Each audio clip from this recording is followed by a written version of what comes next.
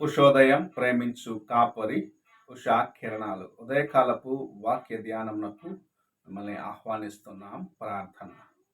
మమ్మల్ని మిక్కిలిగా ప్రేమిస్తున్న పరలోకపు తండ్రి, ఈ ఉదయకాల సమయానికై వందనములు చెల్లించుకుంటున్నాం.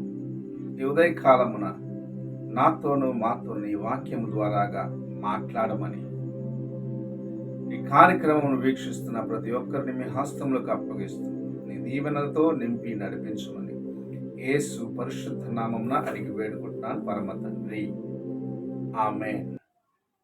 ఈ ఉదయకాలమున సామెతల గ్రంథము 18వ అధ్యాయము మొదటి 5 వచనములను చదువుకుందాం.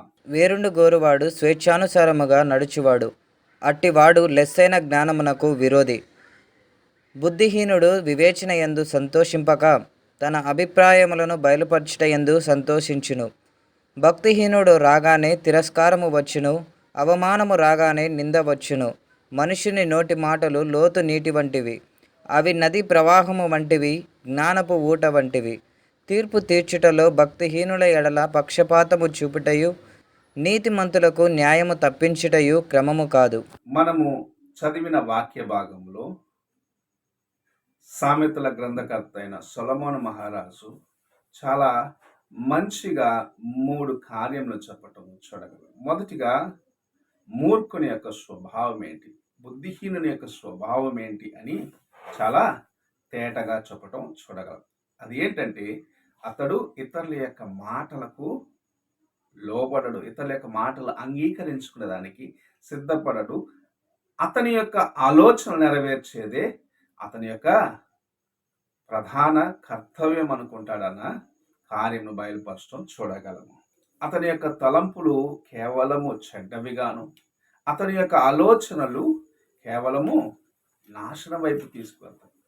రెండవది మనము చూసినట్లయితే, ఒక జ్ఞానము కలిగిన వ్యక్తి ఎలాగుంటాడు, అతని యొక్క నోటి మాటలు జీవపు ఊటలు, అతని యొక్క మాటలు జ్ఞానమును ఇచ్చేవిగా ఉంటాయని చెప్పటము చూడగలం.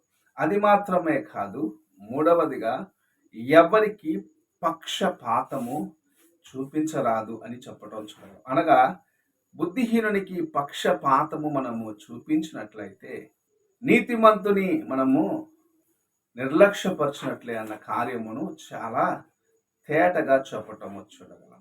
ఈ ఉదయ కాలమున ఈ కార్యమును మనం పరీక్షించుకోవాలి. ఎందుకంటే అనేక సార్లు నేను చెప్పిందే సరి అనే హృదయమును కలిగి దేవుని యొక్క కార్యములను, అదే సమయంలో ఇంట్లో జరిగే కార్యములను కొంతమంది వ్యతిరేకిస్తూ ఉంటారు.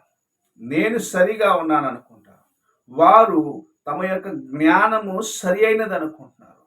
అయితే అది దేవుని యొక్క చిత్తములో ఉన్నదా లేదా అని గ్రహించుకోలేకపోతుంటారు. వారు యొక్క మూర్ఖత్వమును బట్టి, వారి యొక్క బుద్ధిహీనతను బట్టి దేవుని కార్యమును తమ జీవితంలో అనుభవించలేకపోతూ ఉంటారు. ఇతరులను గాయపరుస్తూ ఉంటారు, ఇతరులను దుఃఖపరుస్తూ ఉంటారు. ఇలాంటి వ్యక్తులు నీవు నేను ఉండకూడదని ప్రభు మనల్ని ప్రేమించి ఉదయకాల సమయంలో ఈ హెచ్చరికనిస్తారు. బుద్ధిహీనమైన కార్యములను చేసి, బుద్ధిహీనమైన కార్యముల చేత దేవునిని దుఃఖపరిచే వారిగా ఉన్నామేమో అని ఒకసారి మొదటిగా పరీక్షించుకోవాలి. నీ నోటి నుండి వచ్చిన మాట కృపా సత్యముగా ఉండాలని ప్రభు ఆశిస్తున్నాడు. అనగా కృపను చూపించేదిగా, దేవుని యొక్క వాక్యమును బోధించేదిగా ఉండాలని ప్రభు ఆశిస్తున్నాడు. ఎటువంటి పరిస్థితిలో కూడా నీవు ఒక నిర్దోషిని దోషిగా, లేకుంటే నిర్దోషి పైన అనవసరమైన నింద వేసే వ్యక్తిగా ఉండకూడదని దేవుని యొక్క వాక్యం సెలవిస్తుంది. ఈ కార్యములన్నీ నిన్ను దేవునికి దూరము చేస్తాయి.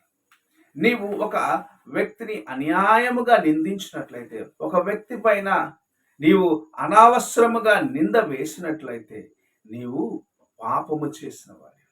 నీవు అబద్ధము చెప్పేదాన్ని బట్టి నీ జీవితంలో ఒక ఘోరమైన పాపపు కార్యమునకు లోనైతున్నావని గ్రహించుకోవాలి. నీ జీవితంలో నీవు దేవుని యొక్క మాటను మీరి నీ ఇష్టానుసారముగా చేస్తున్నావని గ్రహించుకోవాలి. 10 ఆజ్ఞలో ఒక ఆజ్ఞ అబద్ధము. అక్కడ అబద్ధ సాక్ష్యము చెప్పరాదు, పొరుగువానికి విరోధముగా అబద్ధ సాక్ష్యము చెప్పరాదు అన్న కార్యం కూడా ఉండటం మనం చూస్తూ ఉన్నాం. గనుక మనము మన యొక్క మాటలలో యథార్థముగా ఉండాలి. అన్యాయముగా ఎవరిని తీర్పు తీర్చరాదు, అన్యాయముగా ఎవరిని దుఃఖపరచరాదు అని దేవుని యొక్క వాక్యం సెలవిస్తూ ఉన్నది. ఇదే కాలమున నీ జీవితములో నీవు ఎక్కడ దేవుని యొక్క కృపకు దూరముగా వెళ్ళిపోయినావు? నీ తలంపులే ప్రాముఖ్యముగా ఉన్నాయా? దేవుని యొక్క సన్నిధిలో మోకరించి ప్రభువా నీ చిత్తము నాకు తెలియపరచుము అన్న హృదయమును కలిగి ఉంటున్నావా? విరిగిన నలిగిన హృదయముతో దేవుని వెతుకుచున్నావా? యథార్థమైన మనసుతో ఆయనను వెంబడిస్తున్నావా అని పరీక్షించుకోవాలి.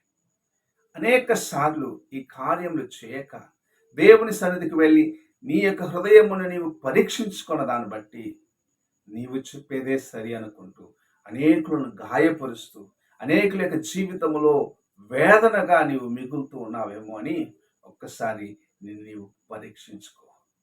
నీవు ఇది ఎలాగ తెలుసుకోగలవు? దేవుని సన్నిధిలో ఒంటరిగా ఆయనతో సమయం గడిపినప్పుడే. నీ నోటిలో నుండి మంచి కార్యములు బయలు వెళ్ళాలంటే నీ హృదయము ఆయనకు సమీపముగా ఉండాలి. నీవు ఆయనకు సమీపముగా వచ్చినప్పుడు నీ జీవితము మార్పు చెందుతుంది. నీలో ఉన్న బలహీనతలన్నీ బయటికి వెళ్ళిపోతాయి. నీలో ఆయన కృప, సత్యము సంపూర్ణముగా నివసించి నిన్ను ఒక నూతన వ్యక్తిగా మార్చగలదు. ఈ ఉదయ కాలమున నీ హృదయ స్థితి ఎలాగున్నది? బుద్ధిహీనుల్లాగా ఒంటరిగా ఉండి నీ తలంపులే చేయాలనుకుంటున్నావా? లేక దేవుని యొక్క కృపచేత నడిచేదానికి ఆయన మాటకు నీవు విధేయుడిగా చేసుకోవాలని ఆశిస్తున్నావా? ఎలాగున్నావో ఒకసారి నీవు పరీక్షించుకో. ప్రార్థన చేసుకున్నావు.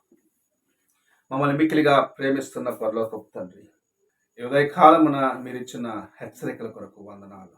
మా యొక్క ప్రవర్తన, మా యొక్క మాటలు, మేము చేసే ప్రతి కార్యము ఎవరికి గాయపరిచేదిగా ఉండకుండా అదే సమయంలో మేము మమ్మల్ని పరిశుద్ధముగా కాపాడుకునేదానికి నాకును ఈ కార్యక్రమం వీక్షిస్తున్న ప్రతి ఒక్కరికి సహాయము చేయమని యేసు పరిశుద్ధ నామమున అడిగి వేడుకుంటున్నాను పరమ తండ్రి. ఆమేన్. తండ్రి అయిన దేవుని ప్రేమ, కుమారుడైన క్రీస్తు కృప, ఆదరణకర్త అయిన పరిశుద్ధాత్మిక సహవాసము ఇప్పుడును ఎల్లప్పుడూ తోడయండి సదాకాలము నడిపించునుగాక. ఆమేన్.